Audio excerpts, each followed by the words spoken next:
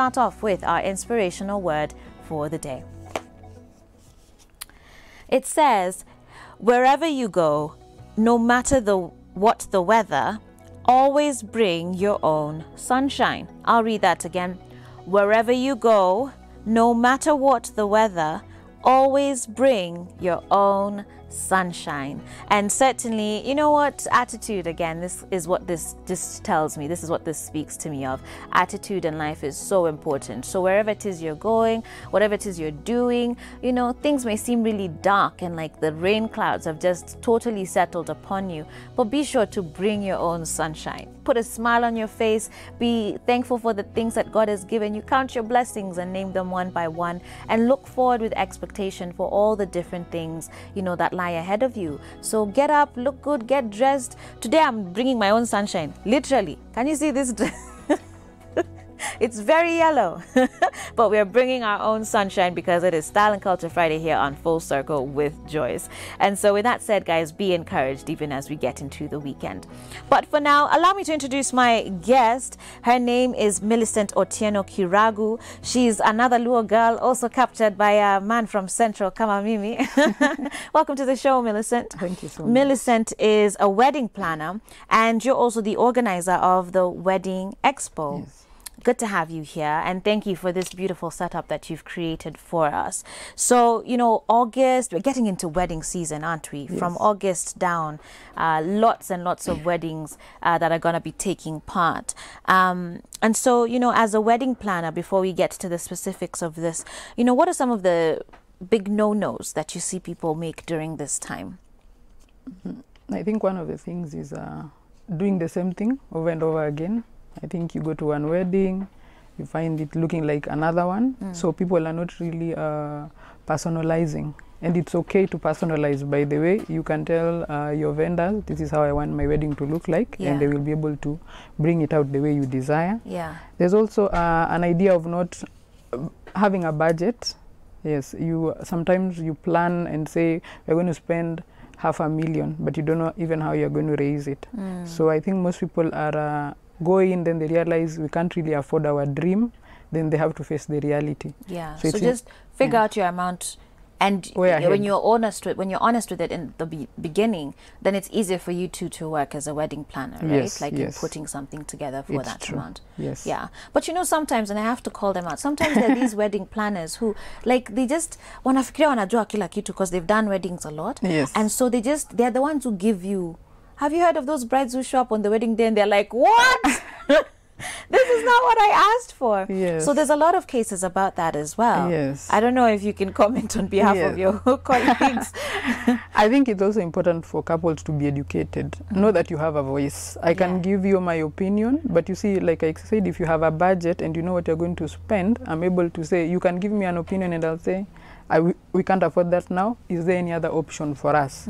Yes. So if you're more educated, then you don't get pushed around. And also there are people that are actually not professionals in this industry. True. So you need to find out, is this person a professional? Is there anybody that can recommend them and say they have done this before you put your money? Yeah. The reality with weddings is you give somebody money before the day. Yeah. You have to trust them. Yeah. So you need to be careful as couples. When you say work with a professional, what do you mean? Is there a way to certify that? Yes, there are training schools, that train people in wedding planning and event organizing.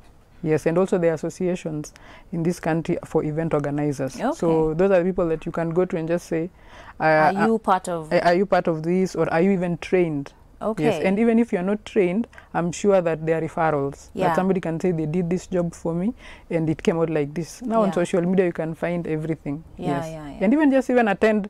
If they tell you that your wedding is in December, if they have one in September, go and see. So you confirm they're actually saying. Yes. But so it's okay. We should be able to speak up and ask, you know, are you certified in this? And if they catch feelings, that should be a sign. Turn around and go. Yes. Okay. So let's talk about again the actual now getting into the wedding. So we're saying right now it's August. A lot of people want to have these beautiful weddings. Some of them are over the top and they'll start planning 3 years. Hata before engagement imekuja umesha. Yani mtu akisema tu, will you marry me? everybody on speed dial. Umeshawapigia kila mtu. But true. you know, when we're looking at timelines, what sort of timelines should we be looking at? Like, what's appropriate for planning a wedding? Is it a year? Is it just 6 months? 2 years? I think it actually depends on also your budget, because all these things, it's booking vendors. Yes, so if there are people who come from abroad and they are here in 3 months, that's the only time they have, and they are ready, they know what they want, you can do it in 3 months. But I would advocate for 6 months, maybe to a year. If you're preparing, you need to raise the money, you need to liaise with different people, especially people like April, August and December, because it's holidays. Even if you have relatives in school, you can be able to come. Yes. All right, well, let's turn to this center piece setup that we have here. Tell us a bit about what we're looking at. Of course, centerpieces, this would be for the reception. Tends to be a big deal, you know, people want it to look very nice, but it can also suck out a lot of money. The reception is where the money goes. The money nikawa shimo inateremka tu ikienda. All right, so tell us maybe what would be some of the basics then of just a simple wedding. Maybe let's do it by budget amounts. So what would you say is like a low budget wedding, and what would be some of the ideas that we could do for them? Okay, for example, I think I'd put maybe from around 400,000. That would be at least the basic. That you could have a good reception, and even the ceremony, especially if you're doing it outdoors. We could go from 400. That covers everything. That covers everything, blah, blah, blah. But it's not the very fancy stuff. But it can pass. For example, you could use plastic chairs with stretch covers. You could use the basic chiavaris. That would still cover. And also, if you make decisions much faster, for example, if I'm getting married in February and I've started booking people this year, it's very easy for me to book them at a lower rate because I've contacted them early. For example, February is not a very good month, especially in terms of flowers, because there's Valentine's and every flower is either being exported or the ones that are remaining are expensive. So if you look at it like that, like you have a strategy, then you are able to get what you want. So you've told them in advance. Ata kama una export hizo ni achie 200 pieces. And you book them before, so they already know I have a wedding on February, even if it's that 14th, let's say. And they're going to give you at last year's price. Know that most people switch it up to every year. There's maybe a markup. Wow. So that's early. A great tip. So you need to plan ourselves early. Even as far as the vendors are concerned. So with a basic centerpiece or setup, because you're saying maybe for 400, maybe you would be able to have vase, anything on the table? You would have maybe the plates now, like the charger plates maybe, and then the centerpiece is where, you know, the flowers are the most expensive. So maybe you do a vase, maybe even a glass vase and some stalks of roses. So that is where you play with the figures. So is this like a middle budget or high-end setup? This one would be, I would say, a middle budget. Middle budget. Okay, tell us about what we have here. So beyond this linen, we also have the runner, just to be able to mix the colors. I was going for red and black.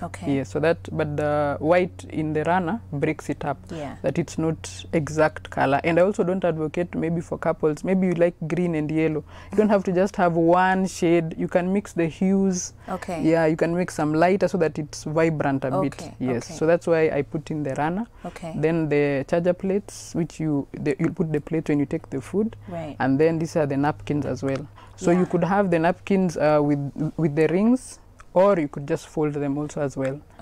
So because, for example, you were saying you're trying to maybe mix up your budget, you'd say if they are charging me for the rings, then you could fold, because there are a number of options.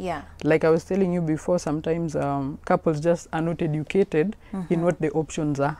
Somebody says, I did this in my wedding, you also want to do it. Yet you can have a better, maybe reception, table or wedding if you just research a bit more and maybe ask.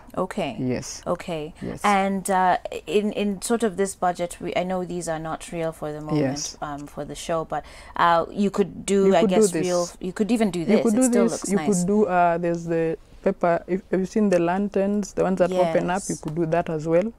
So the idea is, like I said, when you start down with your budget, for example, what I do as a wedding planner, I give you a budget that is blank. Then I ask you, you said you want to spend 500,000. Fill in how much you want to spend on each item. Okay. maybe venue, catering and all that. Okay. Then from then I'll see that this is where you want to spend your money. If I've seen you've put a deco the highest amount, I know that's where you want to spend your money. Right. Yes, so it helps me guide you Okay. to be able to stick within your budget but still have a wonderful wedding. Okay. Yes. Okay. Yes. So I guess then in terms of prioritizing things for the actual reception, what do you think is that one thing that will really, even if you can't afford all of these other things, what is the one thing you would advise people to try? Yani, save your coins for that one specifically.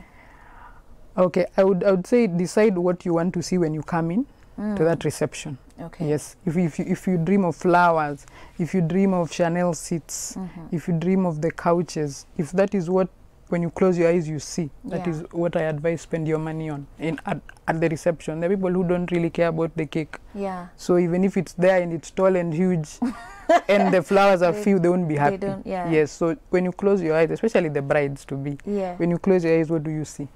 At the reception. Yes. That's a really great So spend your money there. Because you'll always remember. Yeah. Yes. Thank you so much, Millicent. I think you've really shared with us some key pointers. Hopefully you guys have taken some notes and at least understood what she's saying. Maybe you can give us your contacts very quickly in case there's someone here who would like to reach out to you. Okay. My phone number? Sure, if you don't mind. Yeah, my phone number is 0722 409 467. Yes, or 0770 451 737. Okay. Yes. And in the last few moments I have with you on the show, the Wedding Expo is coming up, and this is an event you founded and began. Yes. Okay, tell us about when that's happening. What's it about? Okay, so the it's called the Grand Wedding Expo Kenya. Okay. That's how you'll find us even on social media. So our idea is to bring wedding vendors together for couples to come and choose who they would like to work with, because sometimes you just don't even get the time to move around from one vendor to another, but we're bringing them all together for you. Good. It will be happening from the 6th to the 8th of September at Thika Road Mall. That is on the 3rd floor. There's an exhibition hall called the Convention Center. Yeah. Above and beyond the exhibition, we are also going to be having a corporate bridal shower. Okay. Our idea is to be all-inclusive. Yes, after the wedding you have a marriage to take care of. Yeah. Yes, so we have a corporate bridal shower where we'll have a celebrity couple, then we'll have a relationship expert and somebody from the Attorney General's office. For example, if you want to get married in a civil marriage, you can come ask your questions. You've been staying together, you're thinking we need to make this official. Okay. Come, yes. So you from Friday the 6th to 8th, we'll be there. And and also we are open to vendors still. We are picking vendors. So if you're interested in showcasing, our rates are good and you are able to start your business and also book weddings for this year. Now sales and marketing department. Yes. Asante sana, Millicent, for coming to the show. Yes. I do appreciate your time and for this beautiful setup. Yes.